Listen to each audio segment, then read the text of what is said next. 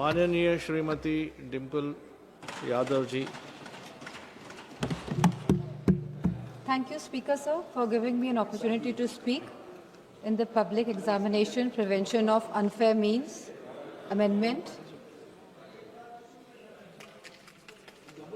जैसे सुप्रिया जी ने कहा कि 2024 में यह बिल संसद में आ चुका है और आज यहाँ पे अमेंडमेंट हो रहा है। 2024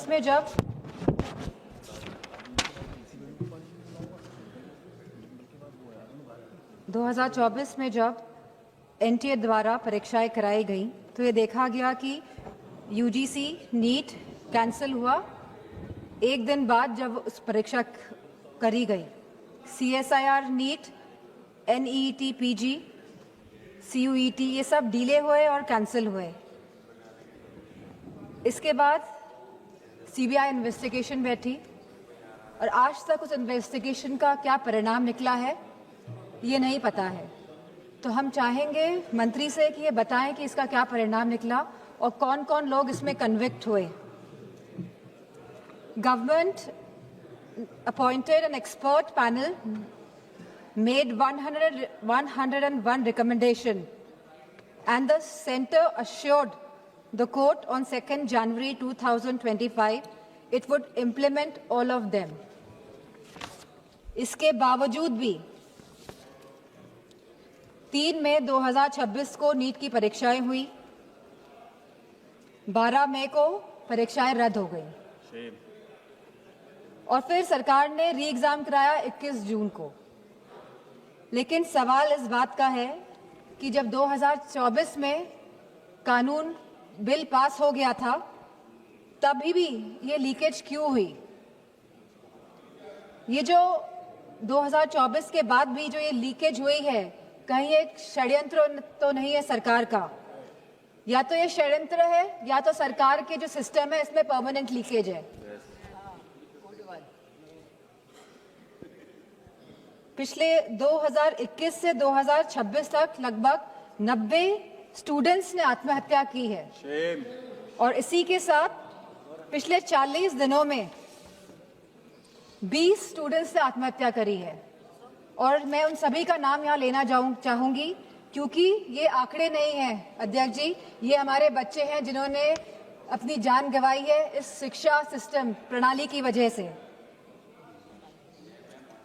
इनका नाम है चंचल भारती जी, जो ये अब हमारे बीच में नहीं रहे हैं बच्चे, ऋतिक मिश्रा जी, प्रदीप कुमार जी, आकांक्षा चतुर्वेदी जी, शेख सना जी, S Gopika ji, C Vidyanand ji, Simran, are रोशनी, सुशील ढांगे, सिद्धार्थ हेगड़े, अनु कीरथना, भाग्यश्री, अनिष्का पांडे, उमेश माली, रेनू मीना, रिया कुमारी थापा, शिवानी यादव, रीमा बेगम, मैथैली अशोक सोनावने।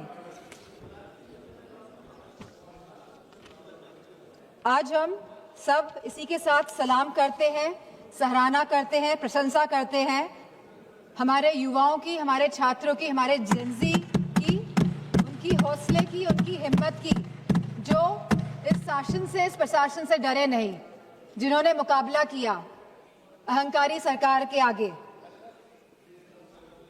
ये पूरा जंतर मंतर का जो आंदोलन है ये पिछले 1 महीने से ज्यादा से चल रहा था और बहुत ही शांतिपूर्ण तरीके से चल रहा था। हर स्टेट से बच्चे आ रहे थे, जा रहे थे। 16 तारीख को इसमें अनशन भी करा गया, लगभग 37 स्टूडेंट्स अनशन पे बैठे और इसी के साथ सोनम वांगचुक जी भी इस अनशन पे बैठे।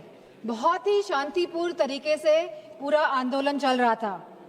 समाजवादी पार्टी को पूरा समर्थन था इस आंदोलन का और मैं कहना चाहूंगी कि हमारे सभी युवा समाजवादी पार्टी के सांसद इस आंदोलन में गए, शरीक होने गए और ये कोई पॉलिटिक्स करने नहीं गए थे।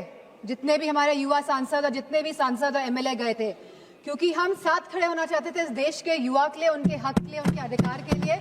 इसीलिए हम सब जंतर मंतर पहुंचे। 18 जून को मैं भी जंतर मंतर गई, वहां पे सोनम वांगचुक जी से मिली जो आंदोलन में बैठे थे, जो बिना कुछ खाए पिए जहां उनको 16 दिन हो गए थे, अनशन पे बैठे हुए थे सभी बच्चे और सोनम वांगचुक जी। लेकिन 18 जुलाई को सरकार ने क्या किया? सवाल इस बात का है, जो लोग अहिंसा के साथ बैठे हुए थे, जो लोग गांधी जी के विचारों के साथ सत्य और अहिंसा की लड़ाई लड़ रहे थे, उनको आप लोगों ने सफेद कफन पहनाने का काम किया। 18 तारीख को आप लोगों ने उनको कफन पहनाने का काम किया और गांधी जी के विचारों को आप लोगों ने कहीं ना कहीं कफन पहनाने का काम किया। इस देश में लोकतंत्र तो है, लेकिन वाकई में क्या स्वतंत्रता है? सवाल इस बात का है आज। जिस तरह बच्चे आए 20 जुलाई को, और कहां से नहीं आए, हर प्रदेश से बच्चे आए, यूपी हो, बिहार हो, तमिलनाडु हो, आसपास के मध्य प्रदेश हो, सभी स्टेट से, बॉम्बे हो, सभी स्टेट से, सभी प्रदेशों से बच्चे आए, क्योंकि वो सब अपनी एकता दिखाना चाहते थे। क्योंकि ये लगातार पेपर जो लीक हो रहे हैं, लगातार जिस तरह का दौर चल रहा है आज, और लगातार जिस तरह सरकार आंखें मूंद के बैठी हुई है और जो सुन नहीं रही है, वो अपनी बात रखने आए थे सरकार से, वो अपनी भावनाओं को सरकार के सामने रखने आए थे। वो चाहते थे कि जो एजुकेशन मिनिस्टर है उनका रेजिग्नेशन हो, और तो कोई बात नहीं थी। सब अपनी एकता और अखंडता दिखाने आए थे। For a purpose they had come to Jantar Mantar. लेकिन सरकार ने उनके साथ क्या बर्ताव किया, सवाल इस बात का है। क्योंकि हम लोग भी उस आंदोलन में शामिल हुए। और क्यों शामिल हुए हम लोग? क्योंकि ये बच्चे आंदोलन में बैठे थे, क्योंकि ये हमारे देश के बच्चे आंदोलन में बैठे थे। हो सकता है हमारे बच्चे नहीं बैठे हो, हम किसी के भी, लेकिन बच्चे तो देश के थे, हमारे बच्चे थे। इसी भावना के साथ हम इस आंदोलन में गए कि हमको साथ देना है, नहीं तो हम अपना मुंह कैसे दिखाएंगे? हमारी अंतरात्मा क्या जवाब देगी? और ये आत्मा की जवाब जो हम दूसरों को नहीं देना चाहते थे, हम खुद को हमको जवाब देना था। इसीलिए हम सब गए। लेकिन जो बर्बरता देखी गई सड़कों पे, उसका बयान नहीं किया जा सकता है। आपने बैरिकेडिंग लगा दी 100-100 मीटर पर, और बच्चों को आपने वहां पे ट्रैप कर दिया, और फिर वहां पे आपने लाठियां बजाई बच्चों पे, उनके सर फोड़े गए, बेटियों के कपड़े जानबूझ के फाड़े गए। ये सरकार जो बेटियों की बात करती है, आपने बेटियों के कपड़े फाड़े, आपने कील लगी वाले डंडों से बच्चों के सर फोड़े, वहां पे आपने पैलेट गन चलाई, आपने बिहार में AK-47 का प्रयोग किया। हम थे वहां पे, हमें पता है क्या स्थिति थी। किस फेयरलेसनेस के साथ, बिना डरे बच्चों ने सामना किया इस प्रशासन का, शासन का और सरकार का। बहुत बच्चे बेहोश हो गए, बहुत बच्चों के सर से खून निकल रहा था। They were feeling humiliated. I could feel their pain because I was there. और मैं समझती हूँ जितने भी लोगों ने, जितनी भी माताओं ने, और मैं समझती हूँ पुरुषों ने भी ये रील्स देखी है इंस्टाग्राम में, सोशल मीडिया के माध्यम से, जो भारतीय जनता पार्टी के लोग छुपा नहीं पाए अपनी गोदी मीडिया द्वारा।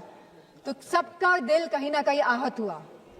सबको चोट पहुंचाने का काम भारतीय जनता पार्टी की सरकार ने किया है इस आंदोलन को लेके। और जिस तरह से बेटियां इस ट्रॉमा से गुजरी हैं, वो बोल नहीं पा रही थी ठीक से, वो सांस नहीं ले पाई थी ठीक से। जिस तरह से आपने छातियों पे बच्चों का वार किया है, मैं समझती हूँ कहीं ना कहीं आप सबके आगे तो आएगा ही है, कोई भूलने वाला है नहीं।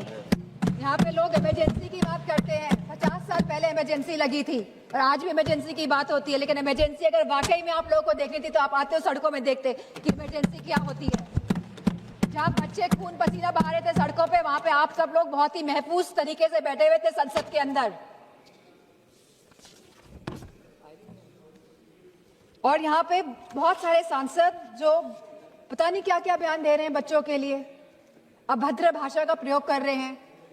और साथ में एक सांसद तो आए थे, कह रहे थे कि बहुत ही अराजक तत्व थे। क्या आप हमारे बच्चों को अब अराजक तत्व कहेंगे?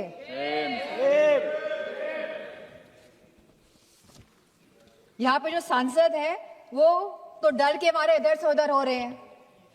सरकार को डिलिमिटेशन बिल पास कराना है तो दबाव बनाया जा रहा है सब पे कि आप इधर हो जाइए, आप उधर हो जाइए, लेकिन आप लोग बच्चों पे कोई दबाव नहीं बना पाए। और हमें बहुत फक्र है इस बात का कि हमारे बच्चे झुके नहीं आपके आगे, इस सरकार के आगे नतमस्तक नहीं हुए। आप लोग तो अमेरिका वालों के सामने नतमस्तक होके आ गए। लेकिन हमें फक्र है कि हमारे बच्चे लड़े और इस लड़ाई को जीते। और मुझे खुशी इस बात की है कि समाजवादी पार्टी पूरी तरह से यूथ के साथ, छात्रों के साथ खड़ी रही और आगे भी हमेशा खड़ी दिखाई देगी।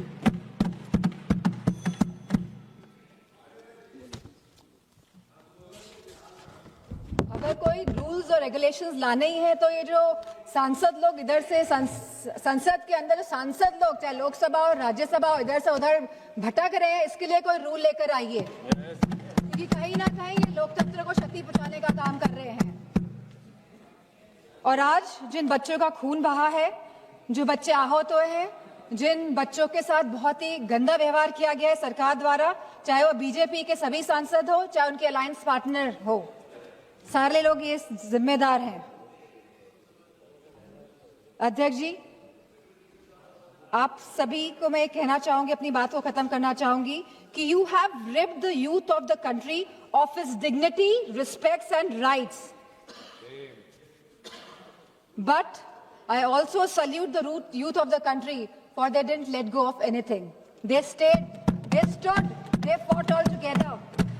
And I have huge love and respect for the children of my country. And इन्हीं शब्दों के साथ मैं सरकार से कहना चाहूंगी, with sincerity and with resolve, transformation is imminent. आप रोक नहीं सकते हैं ट्रांसफॉर्मेशन को, अगर आपके अंदर सिंसियरिटी है और अगर आपके अंदर ये रेजोल्यूशन है। लेकिन आपके अंदर क्या है ये तो आप ही जानते हैं। मैं चाहूंगी कि होम मिनिस्टर आके जवाब दे, जो हमारे बच्चों के साथ बर्बरता की गई। आज आप भारत को डेमोक्रेटिक कंट्री कहते हैं, लेकिन जिस तरह आपने मारा, पीटा और आज भी आप चिन्हित करने का काम कर रहे हैं, तो मैं चाहूंगी कि होम मिनिस्टर आए और इस बात का जवाब दे कि आखिरकार दिल्ली की सड़कों में इतने बड़े आंदोलन में, जहां सभी बच्चे थे, निहत्थे थे, अहिंसा के भाव के साथ आए थे, बिना किसी अस्त्र और शस्त्र के, आप लोगों ने इतना हिंसा का प्रयोग क्यों किया? इसी के साथ मैं अपनी बात को समाप्त करती हूं।